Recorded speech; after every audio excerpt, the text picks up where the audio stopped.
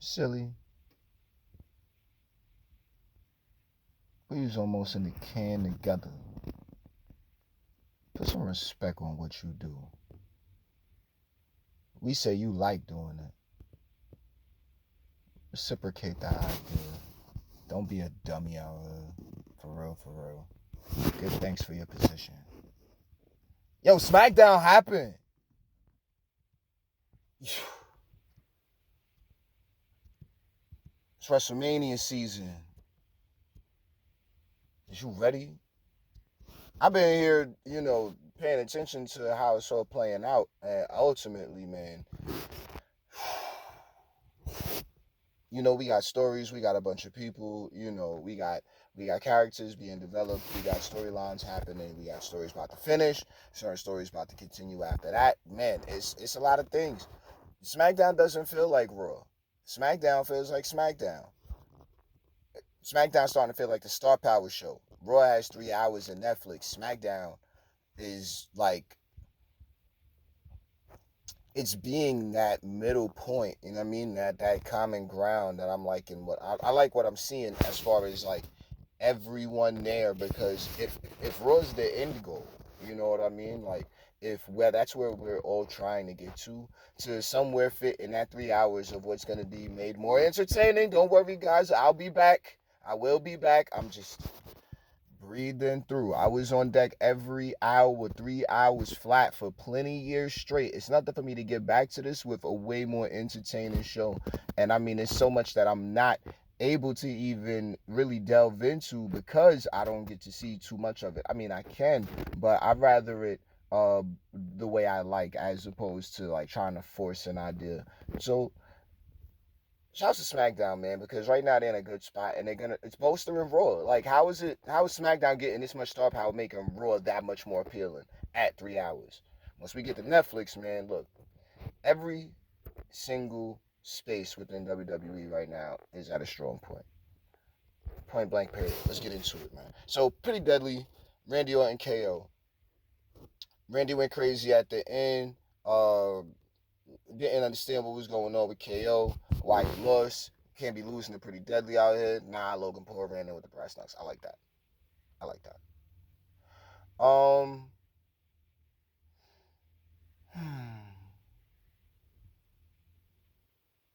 the punch was solid.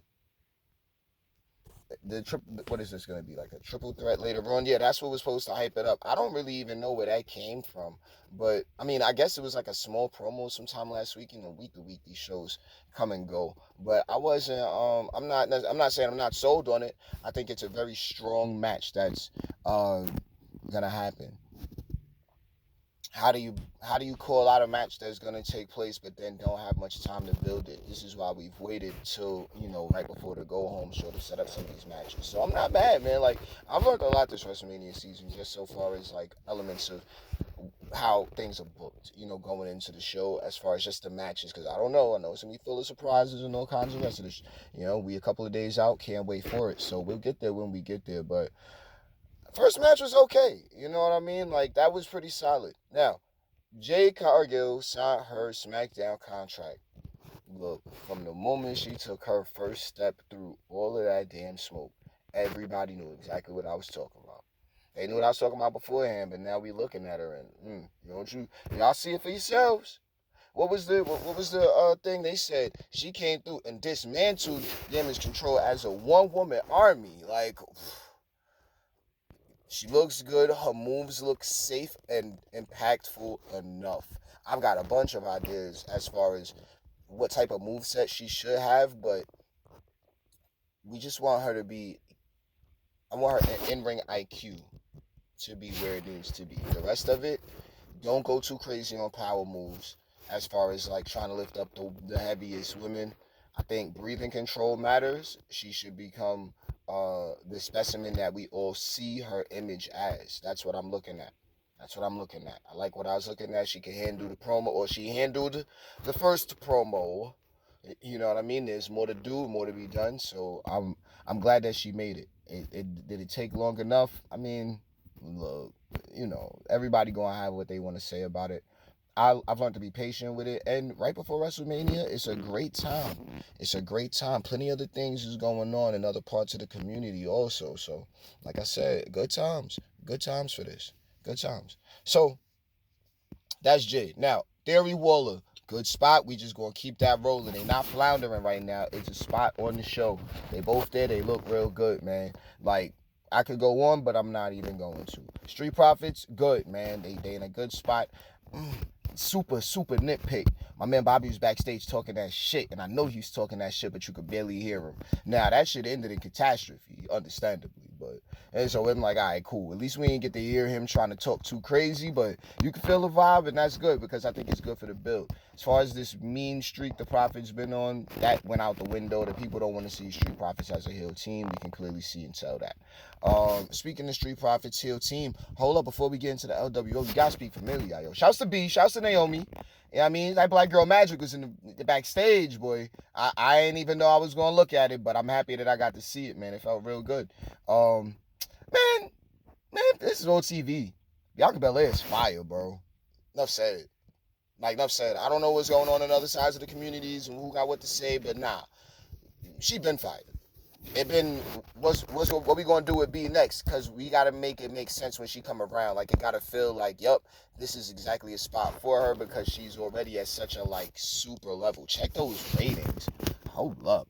Be up there in the 90s, rightfully. Coda down in the 70s? Look, I realize nothing goes beneath 70 or 75 in these ratings now.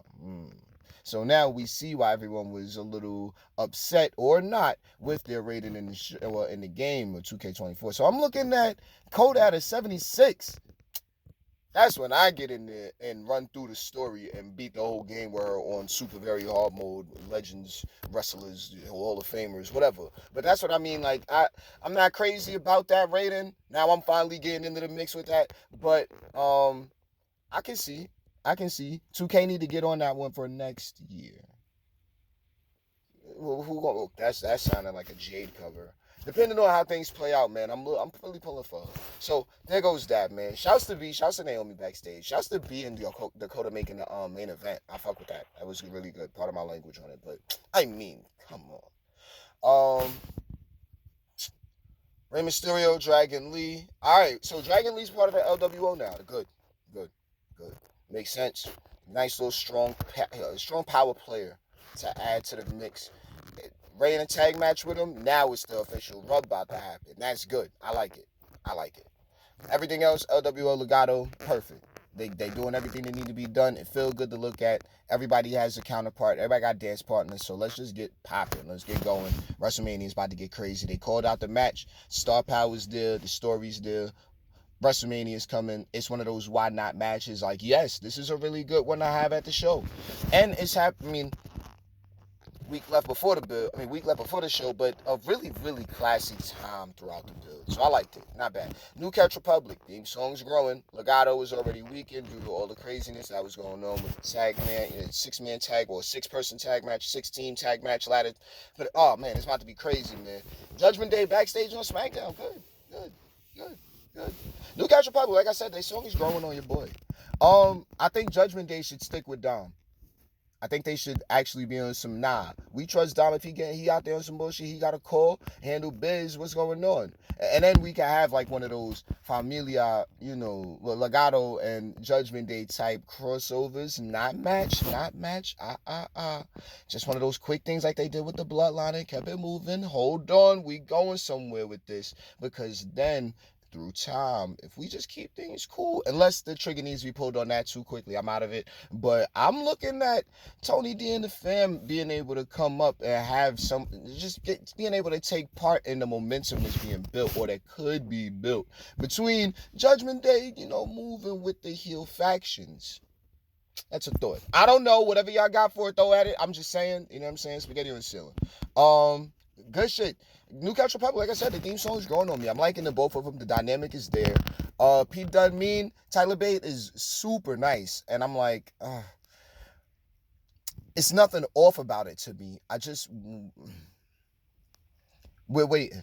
But I like it. It's definitely a multicultural just add to the show. And it's something different. You know what I mean? And it's not about where they're from or anything like that. It's just like, look, it's that part of that element that will go into the show for us. I like it. I like it. I like what I was looking at. LA Knight, AJ Styles. Look, man, shouts to Dark AJ, man. My man AJ Styles is killing it. I'm still gonna say it. Killed the promo, handled biz. And then have my man LA Knight looking strong because we haven't seen him in a couple of weeks. Good on him. Yeah. Duh, like what? We all just waiting for LA Knight. Like, all right, the crowd wanted him. We all, the backstage said, and this is in retrospect, backstage said, okay, we see that y'all want him. We see that y'all like him. We see that y'all been loving him. So, look, here's LA Knight, y'all.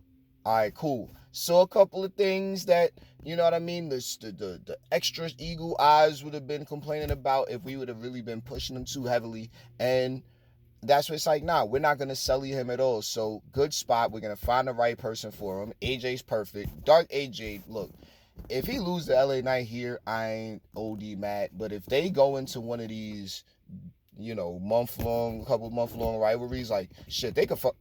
I don't pardon my language. I don't think they should go to SummerSlam, but I think they could get like maybe 2 or 3, maybe like we'll settle this once and for all, and they really do that 50-50 with those two. I don't know, like just on some keep them strong, just because I like both of them. I don't want to see either one of them lose at Mania, man. LA Knight obviously is the man, and AJ, come on, you know. So good. Even LA Knight dressed up as a cameraman with the wig on and the hat, yo, it's fucking awesome. I know AJ was there for it. AJ didn't already shown his thematic side and how good he is at doing what he does when it comes to this. So good bread, man. Good bread. Good segment. I'm not mad. Bianca Belair, Dakota guy. All right, and then Jade Cargill. Oh, they all obliterated Damage Control. All right. Coda and B, good. I love Coda's ring style. Her in-ring work, as long as she don't injure herself, I am so great with it. She's up there for me. Like, I mean, women's division, I wouldn't even call them randos, but I got my team that I would have. You know what I mean? And Coda's clearly on it. You know what I mean? Look, I'm not even about to start throwing names together, man. Nah, we're not going to do that. But Coda's on that team, man. Because then I'm looking at attitudes. But I'm going to think about that for myself, just for my own little fun in my spaces. Because I don't really think too much about the product. Because eventually you get in the booking mode. Nah, I don't want to do all that, man. I don't book the product. I think about the character development. So right now, a fantasy faction is not going to develop any characters for me. I think thinking about it might get me into that space once I get back into this space to do what I like to do what I love to do. Need? Are you crazy, bro? Need? Look, my homie. OG, big God. I need to breathe. I need to eat. I need to sleep sometimes. Ain't this that?